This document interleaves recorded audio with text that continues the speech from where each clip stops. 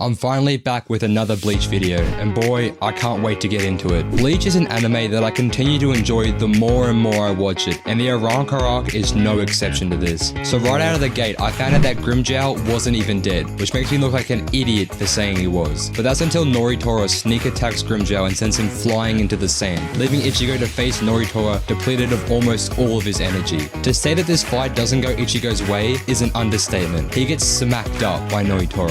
And while I am a fan of the walking spoon man and his sidekick the Tesla Mobile, he is a bit of a dick. He just refuses to fight fair during his fight with Ichigo, which leads into one of the craziest reveals that Bleach has had yet, which is that Nell wasn't a Sparta and that her real name is Nelliel, whatever the fuck her last name is, and that she was a rank 3, putting her above even Ulquiorra, who Ichigo got beasted and feasted by no less than 10 episodes ago, which sets up the battle to be between Noritora and Nelliel. But what's even more shocking than this is that Don DeChaka and Pesce aren't just some goofy comedic relief characters. They're actually Nelliel's fracciones. And then on the other side, we have my boy Szayelaporro in the Michael Jackson makeup as he goes up against Renji and Uryu, where he turns into a literal puppet master as he can control the inside of Uryu and Renji's body, using his power to crush Uryu's organs, which leads to Uryu just throwing up everywhere. And in the most savage response imaginable, Szayelaporro says, "All I did was destroy a vital internal organ." Like no shit Uryu was gonna react like that. You crushed the man's organs. You didn't have to hurt his feelings even more. And then even more brutal than that, he snaps Renji's Achilles tendon. Poor Renji, my man can't help but be a human punching bag sometimes. Szayelaporro continues to be one of the most savage characters and one of my personal favorite characters in Bleach so far. And respect goes to the dub voice actor for doing an incredible job with the character.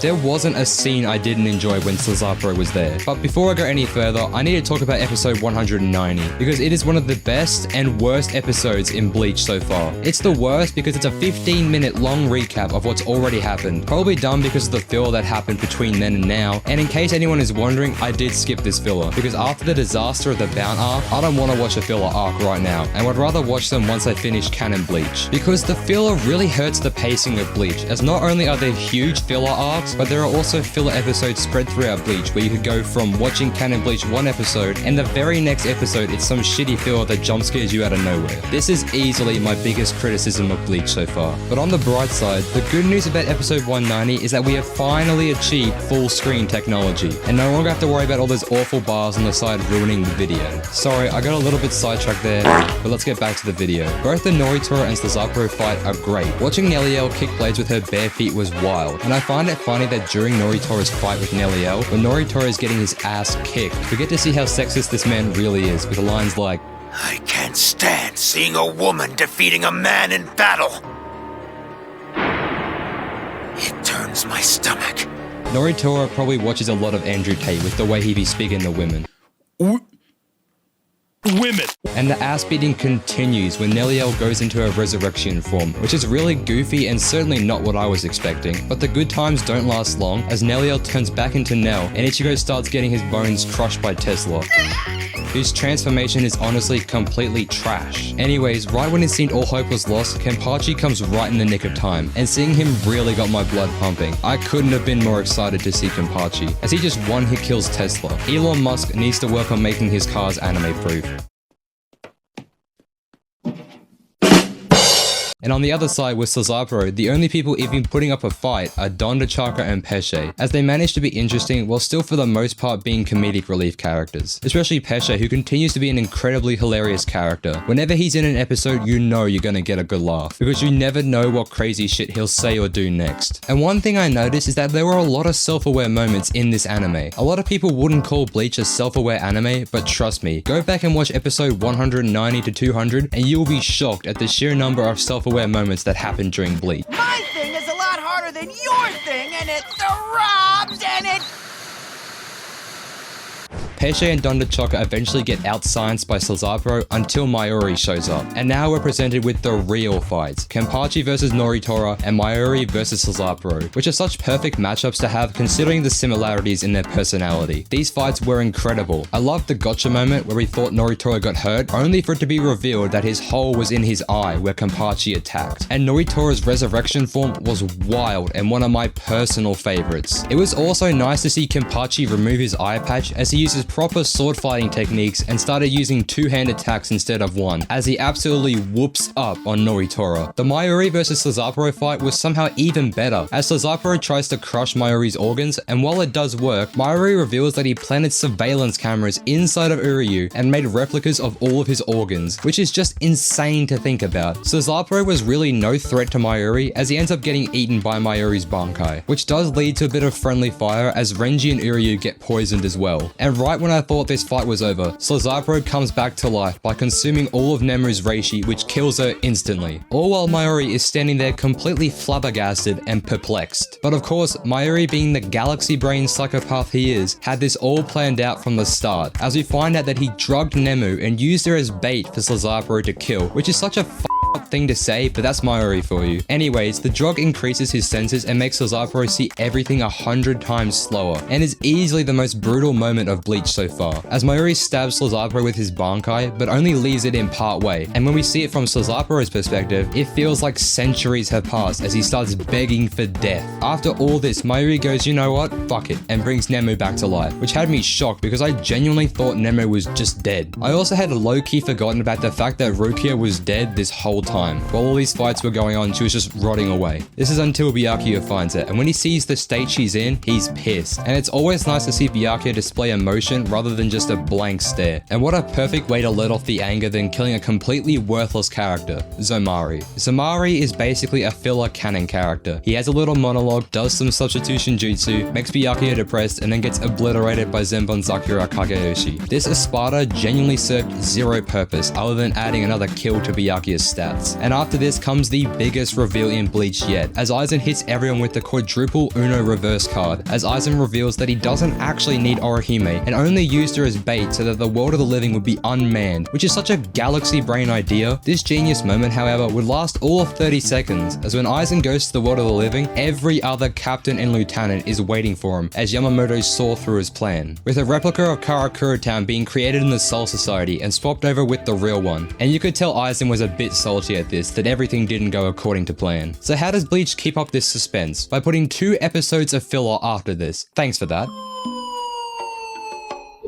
Hello, everyone. How are you? Fine, thank you. And after that filler, we transition into the Vizard's backstory to see how the Vizards came to be. This backstory was pretty cool, as we get to see how characters looked like when they were younger, with characters like Shuhei, Mayuri, and especially young Byakuya, as he actually smiles, which I found to be a beautiful scene. And seeing Kisuke as a captain was also cool, but the most important thing this filler does is show just how close the Vizards were with all the other Soul Reapers, and what actually happened that day, as we are shown just how big brain Aizen is, as he outsmarts Shinji and the others and turns them into Vizards, before eventually being saved by Kisuke as he attempts to help all of them with assistance from Tessai. And for all his good deeds, he gets banished from the Soul Society, as Aizen made somebody else appear as Aizen so that he would have an alibi for the incident, leaving Kisuke to catch all the blame, which is once again another genius play for Aizen. And after all this, we finally catch up into the present. There are a couple of goofy side fights that happen, as the lieutenants have to protect the pillars from being destroyed, as it will cause the replica Karakura-ten to be swapped back with the real one. To be honest with you, all these fights were pretty solid, nothing special, but nothing boring either. The most notable fights for me were the Yumi Chika fight, where in a life or death scenario, they're complaining about who's ugly and who isn't, and it comes with a pretty cool Zanpakuto reveal. The Shuhei fight was easily my favorite, as he goes up against the Netflix version of Griffith from Berserk. The animation in this fight was definitely above the other lieutenant fights. The Rengiku fight against the Fractionis of Tia Halibel was cool, especially when Momo comes out of nowhere, which I had no idea was going to happen considering the last time we saw her, she was having a mental breakdown. And even now, she's still lying to herself about Aizen. This fight was really good, especially when they revealed Aeon, who looked super intimidating and seemed almost impossible to defeat, until Yamamoto just cuts him in half and incinerates his existence, which was one of the coldest moments in Bleach. And then there's a little warm-up fight between Stark and Shunsui, which was great to see as they both start to get into a fighting mood. And Stark has already become one of my favorite characters. I found him to be quite entertaining, part in fact because he's the voice actor for Zhongli from Genshin Impact, but mainly because of his personality and how he doesn't want to fight anyone. He seems to be a pretty nice guy considering that he's supposed to be a villain, and Lillinette, his Fractionis, is also pretty cool, as personality-wise she's the complete opposite of Stark. And I loved how when she was trying to fight Junshiro, he just treats her like a kid even though she's trying to kill him. And right when I thought all the big fights were going to happen against the top 3 of Sparta, along with Ichigo's real battle against Ulquiorra after an incredible prelude fight, instead we get a 42 episode filler. I repeat,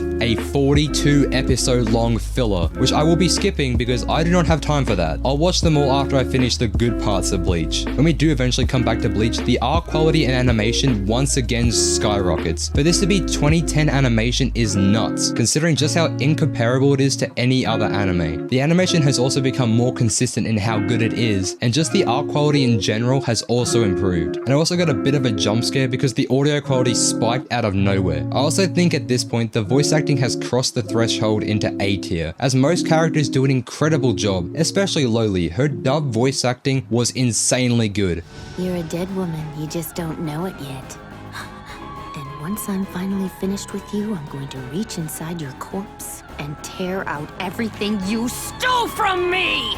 And it's also a pretty good redemption for Loli as she goes out of her way to protect Orihime, which was jarring to see, especially when earlier Orihime was on the verge of dying to Loli. However, Loli and Manoli don't last long and get thrown through a wall and presumably die. I'm not dead, you little fool!